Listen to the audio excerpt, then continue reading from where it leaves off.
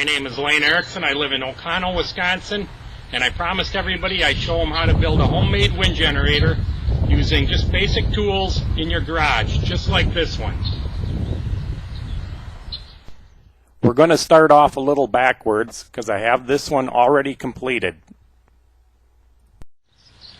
Okay, let's get started. All I have is a simple Phillips screwdriver. I take the pinch bolt out of the tail, remove the tail, which is a piece of 1/4 inch plexiglass. You can make it any shape you want. It's only about, 8 to 10 inches long.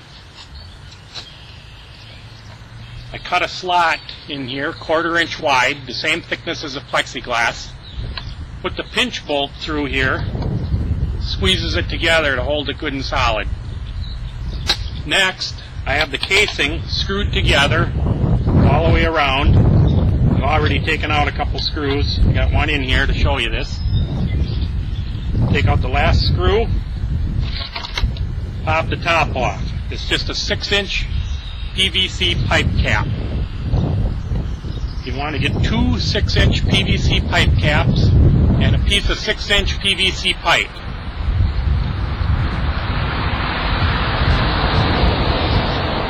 The pipe comes in about a 10-foot section, so you might as well get the whole thing because you're going to use it to build the blades in the very end.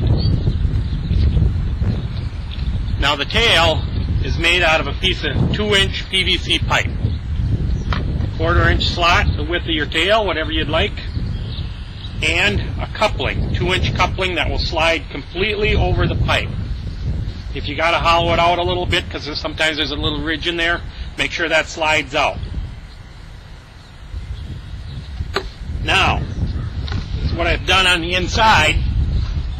We'll get to the alternator part, the workings of it, but this is a 10 SI GM alternator, about a 1990s vintage, and you can pick them up in a boneyard. You can find them all over the place. It's GM produced more of these alternators than any other alternator out there, so they're easy to come by.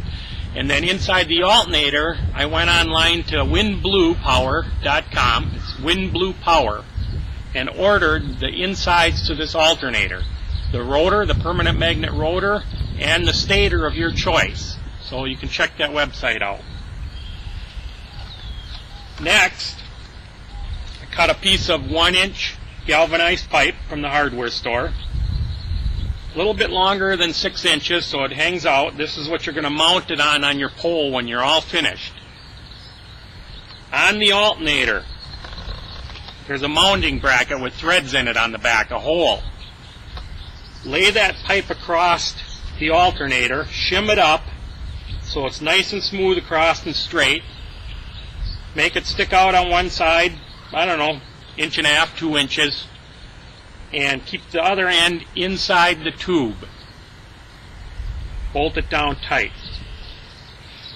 I'll show you in some pictures how I mounted the alternator to the other pipe cap. Now you also want to cut about a 2-inch slice off of the 6-inch PVC pipe and make it stick out just underneath the galvanized pipe. It's about a 1/2 inch. That's going to be the flange where the other half goes together. Now on the tail, take the 2-inch piece of pipe, drill a hole with a hole saw, the same diameter as the galvanized pipe. Saw it off. Now you have a 1/2 moon. That will fit over the galvanized pipe. Nice and snug fit. Mine sticks right on there like a spring. Now slide the collar over the tail. That part. Drill 2-inch hole, the same size as this, in the back of the 6-inch pipe cap. And figure out where this U shape has to be drilled out. Drill a hole, cut it out. Same size as that pipe. Slide this over. After you put the collar on, put the collar on. You can put it on anywhere. Slide this over, and it'll push down on the collar, sliding it into the position.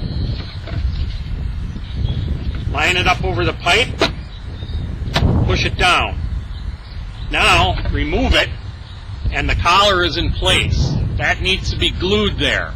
So draw a line around it or something, glue that in that position. Then find an O-ring, a rubber band, a sponge gasket from a door gasket from off a house door. Put it on there. It's going to act like a spring so that when you put the pipe cap on, it puts force down on the 2-inch pipe. Now you can't get that out. That's in there forever. Then drill some holes around the outside, run in some stainless steel screws, countersink them, and that's in there. Put the tail back in, tighten the pinch bolt, it's ready to go. Very simple. Now I'm going to show you how to build the rotor blades. Very simple again, using the same PVC pipe that you purchased, the 6-inch pipe. And let's get started on that.